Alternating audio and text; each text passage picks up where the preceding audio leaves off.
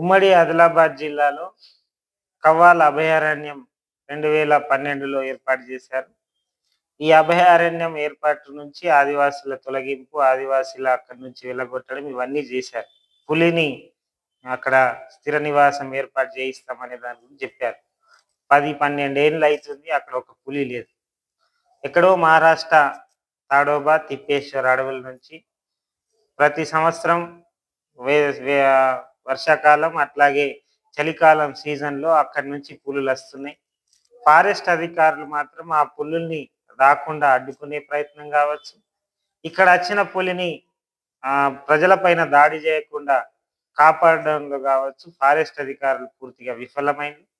అట్లాగే పులి ఎవరిపైనన్నా దాడి చేస్తే దానికి తగ్గట్టు నష్టపరిహారం మహారాష్ట్రలో ఒక విధంగా నష్టపరిహారం ఇస్తున్నారు. ఇక్కడ మాత్రం నోరు లేని ఆదివాసీలకు చిన్న మొత్తంలో సహాయం చేస్తూ చేతులు దులుపుకునే పరిస్థితి అనేది ఉన్నది. ఇదిగో పులి, అదిగో పులి, అక్కడ పులి, ఇక్కడ పులి అని హ్మ్, చెప్పడం తప్ప ఫారెస్ట్ అధికారులు అది ఎక్కడుంది? దాన్ని నియంత్రించడానికి ప్రజలకు ఎట్లాంటి అవేర్‌నెస్ కల్పించాలనే దానిపైన మాత్రం దృష్టి లేదు. కోట్ల కోట్ల రూపాయల నిధులు పులిని సంరక్షించడానికి, ఎక్కడైతే పులులు సంచరిస్తాయో అక్కడ ఆ గ్రామాల్ని కాపాడడానికి నిధులొస్తున్నాయి. వాటన్నిటిని ఫారెస్ట్ అధికారులు ఖర్చు చేయకుండా, వాటన్నిటిని ప్రజల్లో వినియోగించకుండా ఈరోజు పులి, పులి అనే భయాన్ని ఉమ్మడి ఆదిలాబాద్ జిల్లా వ్యాప్తంగా సృష్టిస్తున్న పరిస్థితి ఉన్నది.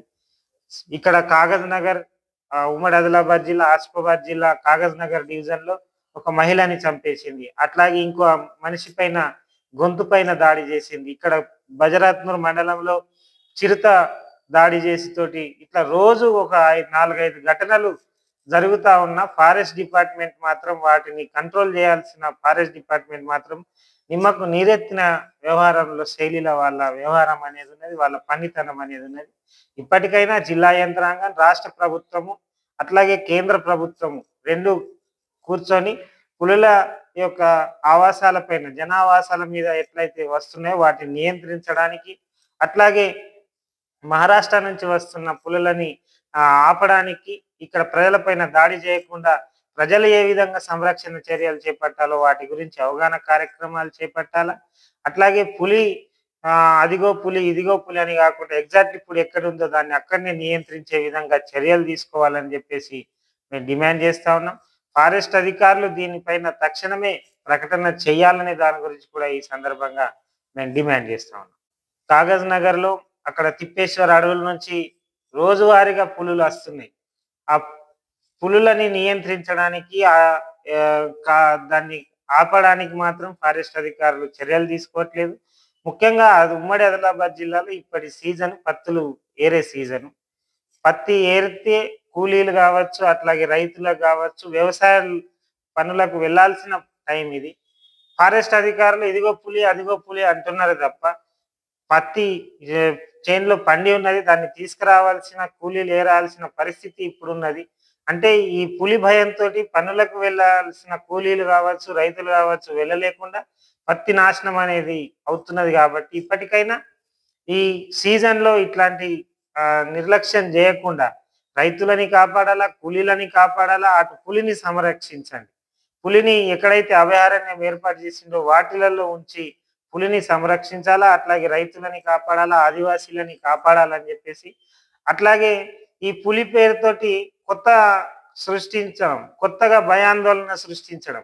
ఎక్కడైనా ఆదివాసీల పైన దాడి చేయడానికి, అట్లాగే ఎక్కడైతే ఆదివాసీలు వాళ్ళ హక్కుల కోసం పోరాడుతున్నారో ఆ గ్రామాలకు పులి వస్తుంది, వాళ్ళని బెదిరించే క్రమం అనేది ఫారెస్ట్ అధికారులు చేస్తున్నారు. పులిని చంపొద్దని చెప్తున్నారు, పులిని కొట్టొద్దని చెప్తున్నారు, ఇవన్నీ చెప్తున్నారు.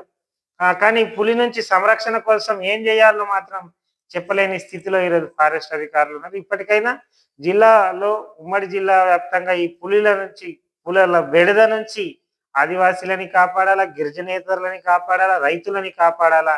ఇది పత్తి సీజన్. ఈ టైంలోనే వ్యవసాయ పనులు ఉంటాయి. మళ్ళా పనులుండవు. ఈ టైము పని చేస్తేనే ఇక్కడ ఉమ్మడి ఆదిలాబాద్ జిల్లాలో ప్రజలకు ఆర్థిక స్వావలంబన అనేది దొరుకుతది కాబట్టి ఈ టైంలో ఇట్లాంటి నిర్లక్ష్యం తగదనే దాని గురించి మేము చెప్తా ఉన్నాం. ఇప్పటికైనా ఫారెస్ట్ అధికారులు, జిల్లా యంత్రాంగం, రాష్ట్ర ప్రభుత్వము సత్వరమే చర్యలు తీసుకొని ఈ పులుల సంరక్షణకు చర్యలు తీసుకోవాలి. అట్లాగే పులులు ఏవైతే ఆవాసాల పైన, రైతుల పైన దాడి చేస్తున్నాయో వాటన్నిటిని కాపాడాల. వాళ్ళని కాపాడాలా.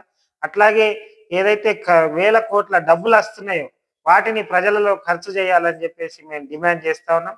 అదిగో ఇదిగో పులి అని కాకుండా పులిని నియంత్రించే పనులు చేయాలని చెప్పేసి ఈ సందర్భంగా మేము డిమాండ్ చేస్తా ఉన్నాం.